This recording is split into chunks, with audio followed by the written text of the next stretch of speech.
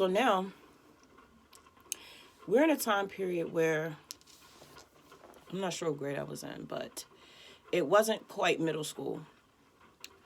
And I'm still in private school.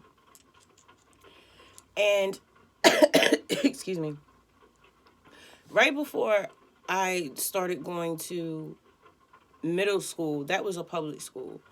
I was in private. So I was very much used to being in school with like other kids who were not like me. A lot of them were white, a lot of them were rich. I don't know. I was there because I had a high scholarship. Like my parents were working middle class. You know what I mean? We went on vacations every year. I went to camp every year. And my adopted mom was the one that was really pressed about education. So I went to private school for a very long time. But I was always in environments where I was different than everybody else. Like, I used to be in this professional choir. It's this place called Bryn Mawr out in Baltimore. It's this all-girl private school. And that's where we would take our lessons. And it was this professional choir. We sang in French and learned how to write sheet music. It was like crazy.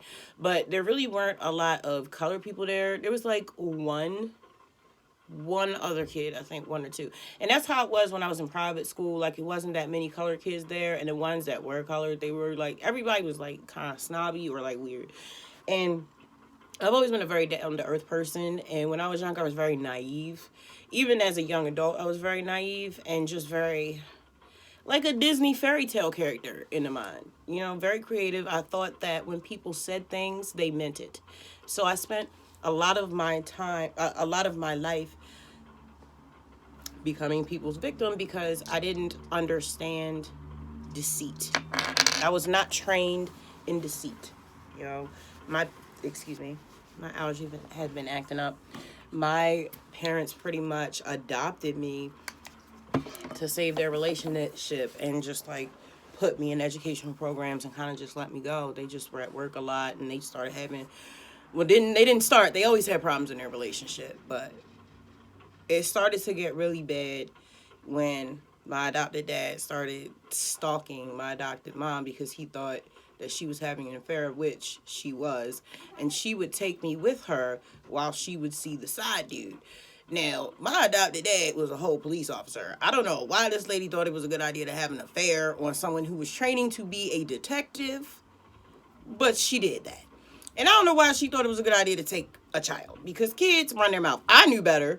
Like, I knew better than to run my mouth, but still, like, why would you do that? Like, that's crazy. But that's the type of stuff that I was exposed to as a child that led to me being so messed up as an adult. Things like you put in a VHS tape and you think you're about to watch The Color Purple and you pop it in and it's X-rated. And that's your introduction to sex. Stuff like that. You know what I mean? It's just like, these people did not seem like the type of people that really needed to have kids. And it makes it even weirder knowing that I'm not their blood. Especially since I got physically, what's it called? Not chastised, punished, disciplined. Yes, if that's how you think discipline is. But I'm talking about stripped down to your underwear, you know, stand in the middle room or come across my knee while I spank you and you a whole dude. That's not really my dad. Like, that's weird. That's weird. But yeah, I went through a lot of crazy stuff with them. Please excuse me. I went through a lot of crazy stuff with them, but like on the outside,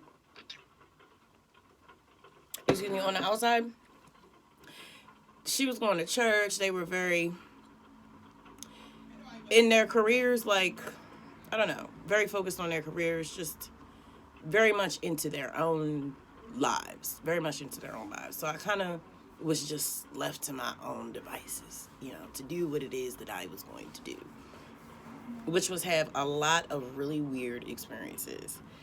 And so I just kept being in these spaces where I was the odd person out, and it made me have, I don't know, I feel like it made me have issues because I never really fit in any arena, you know.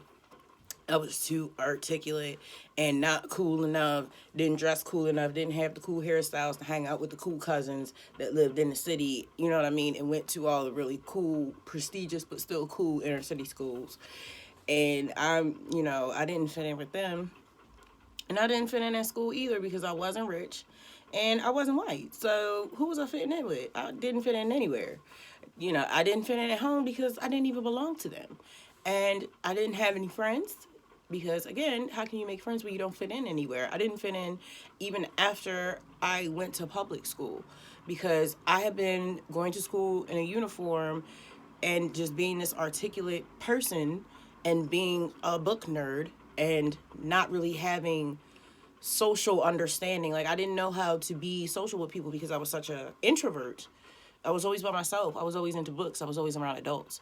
Like, even though my mom was a career person, she was still in school. Like, she was getting her doctorate or something in child psychology, which is weird because all her kids are crazy. Either way. So, it was just very challenging. So that's why I've always been so close to nature and I've always been so close to music because those were the only things that I had. Those were the only things that I had. I didn't really have anybody. So I'm just used to being by myself. I'm used to being on my own. So that's why now as an adult, I look at people when they don't find solutions for their own life sideways because I've been on my own since I'm 14. I had my first apartment when I was 14. After my parents end up breaking up, my adopted mom meets this dude while she's shopping for furniture. They end up getting together. He will later become my stepdad. But once they got together, he didn't want to deal with me. At that point, I had gotten pregnant, been forced to have an abortion, had gotten removed from school over weed, even though I was a straight A student, and that was because my adopted mom snitched on me. And he convinced her to kick me out. And this was after me experiencing all those situations and having to deal with their divorce because they ultimately end up getting a divorce.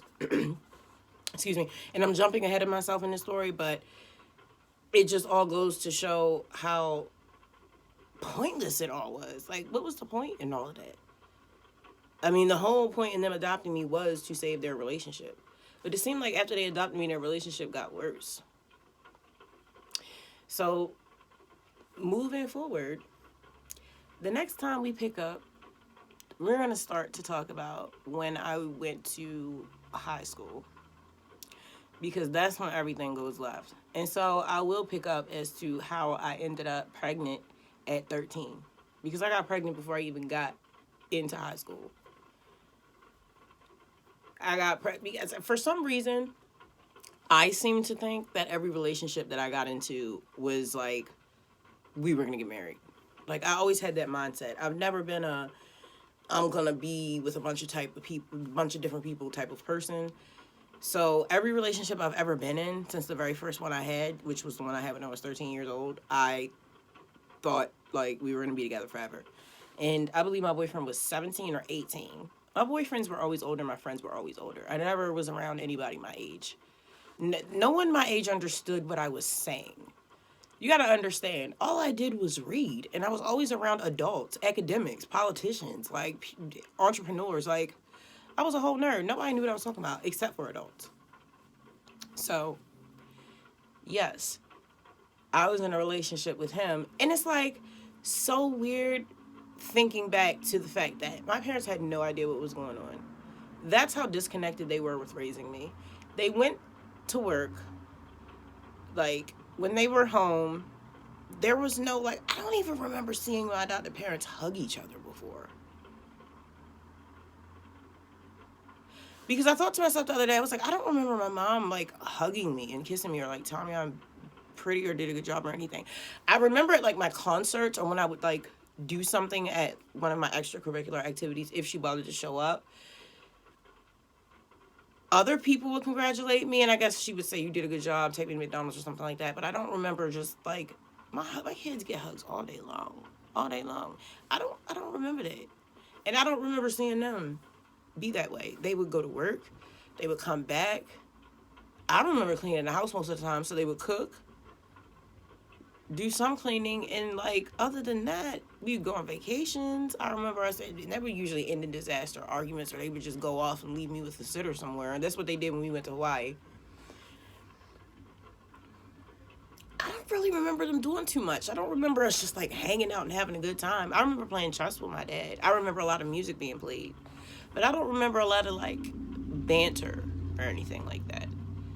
I remember I felt like I grew up in a house that was a museum. I remember Dust being on the album player.